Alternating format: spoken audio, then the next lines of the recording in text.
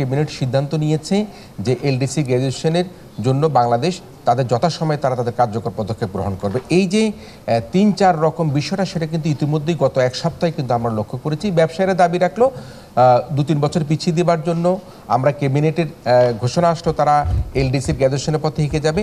তার দুদিন আগে আবার বলা হলো যে না, তারা হয়তো কিছুটা সময় পাবে। সুতরাং এলডিসি গ্র্যাজুয়েশনের প্রাপ্তি অপ্রাপ্তি, গ্র্যাজুয়েশনে যাওয়া নিয়ে কিন্তু আসলে একটা মিশ্র প্রতিক্রিয়া রয়েছে। আমরা গেলে আসলে আমরা ভালো করতে পারবো, নাকি না গেলে ভালো করতে পারবো, নাকি আমাদের পিছিয়ে দেওয়া দরকার, সেই অবস্থার মধ্যে কিন্তু রয়ে গেছে।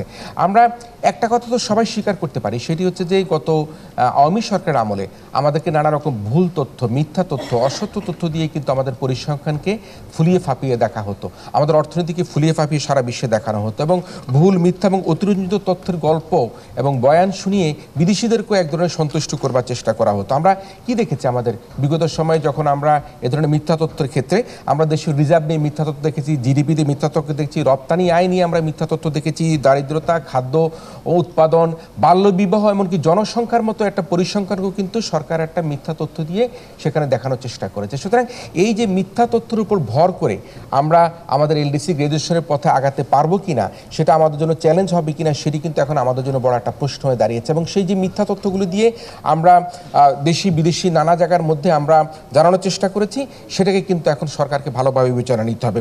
আমরা একটা জিনিস দেখেছি যে সরকার যেভাবে চাইতো বিবিএস কিন্তু সেভাবে কিন্তু তথ্যপত্র দিয়ে দিত, সেখানে সঠিক তথ্যপত্র তো বিবিএস কিন্তু দিত না। এটা বর্তমান অন্তর্বর্তীকালীন সরকার আসে, সে জায়গায় কিন্তু তারা হাত দিয়েছে যে বিবিএসকে সঠিক তথ্যপত্র দিবার জন্য।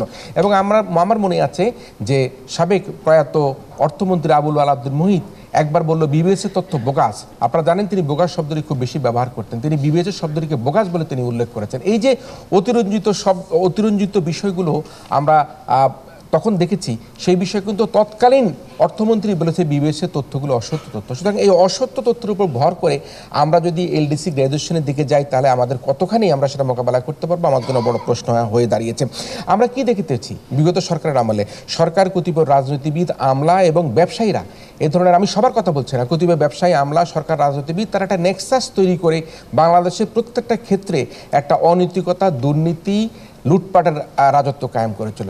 সে অবস্থার প্রেক্ষাপটে আমাদের আর্থিক অবস্থাটা কি, আমাদের আর্থিক যে রক্তকরণ হয়েছিল, সে রক্তকরণকে আমরা বন্ধ করতে পারছি কিনা? আমরা রোড শোর নামে বাংলাদেশ থেকে বিদেশে গিয়ে রোড শো করা হয়েছে, সে রোড শো নামে হাজার হাজার কোটি কোটি টাকা লুটপাট করতে দেখেছি, প্রমোদ ভ্রমণ করা হয়েছে সে রোড শোর নামে। রোড শোতে আমরা কোনো রকম কোনো ফরেন ইনভেস্টারকে আমরা দেখতে পাইনি।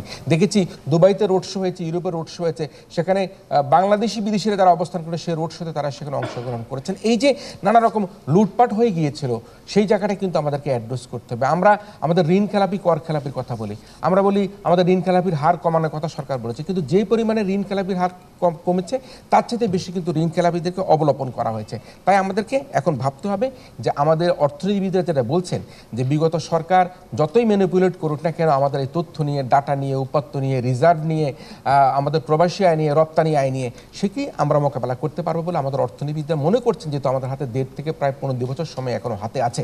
সে কারণে আমাদেরকে কিন্তু এখনই প্রস্তুতি গ্রহণ করতে হবে। তবে ব্যবসায়ীরা যে কথাটা বলবার চেষ্টা করছেন, তারা বলছেন যে বিগত আমাদের আর্থিক খাতে যে অনিয়ম, দুর্নীতি, জ্বালানি সংকট, উচ্চ মূল্যস্ফীতি, সুদার বৃদ্ধি, এফডিআই কমে যাওয়া, বেসরকারি বিনিয়োগের ঘাটতি, সকল নানা বিষয় বিবেচনা করে কিন্তু এই যে আমাদের এলডিসি গ্র্যাজুয়েশনটা, সেটাকে তারা একটু কমিয়ে সময় বাড়ানোর জন্য তারা বলছেন।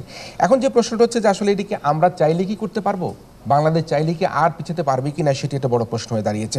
আমরা বুঝি যে এলডিসি গ্র্যাজুয়েশন হলে আমাদের মর্যাদা বৃদ্ধি পাবে, আমরা আমাদের কর্মসংস্থান তৈরি করব, ফরেন ইনভেস্টমেন্ট সেখানে আমাদের হয়তো বাড়বে, কিন্তু আসলে সেই বাড়ানোর জন্য, কর্মসংস্থান, আমাদের ফরেন ইনভেস্ট বাড়ানোর জন্য সেই প্রস্তুতি আমাদের আছে কি না, সেটি কিন্তু আমাদেরকে এখন ভাববার জায়গা তৈরি করেছে। আমাদের রপ্তানি কমে যাবে, আমাদের ওষুধের মূল্য বৃদ্ধি করে যাবে। যে প্যারাসিটামল আমি হয়তো এখন 2 টাকা করে কিনতে পারছি, সেই প্যারাসিটামল আমাকে হয়তো 15-20 টাকা করে সে প্যারাসিটামল কিনতে হতে পারে। সে কারণে আমরা সেই প্রস্তুতি গ্রহণ করবার জন্য আসলে প্রস্তুত কিনা, সেটি কিন্তু আমাদেরকে মাথায় রাখতে হবে।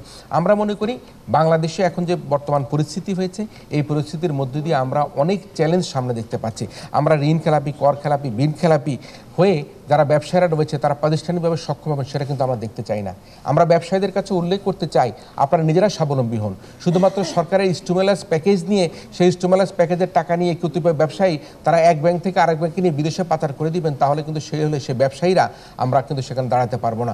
আমাদের যারা হোয়াইট কালার ব্যবসায়ীরা রয়েছেন তারা সবসময় খালি প্রণোদনার কথা বলতেই থাকেন, এবং সেই প্রণোদনার নীতি নিতে আমি জানি না তাদের কখন প্রণোদনা শেষ হবে। আজকে যদি আপনি আমাদের আরএমজি খাতা কথা, তাদেরকে অল্প পয়সায় পানি দিতে হবে, অল্প পয়সায় বিদ্যুৎ দিতে হবে, প্রণোদনা দিতে হবে, করোনার সময় তার সুদ দেওয়া যাবে না, করোনার সময় অতিরিক্ত টাকা দিতে হবে।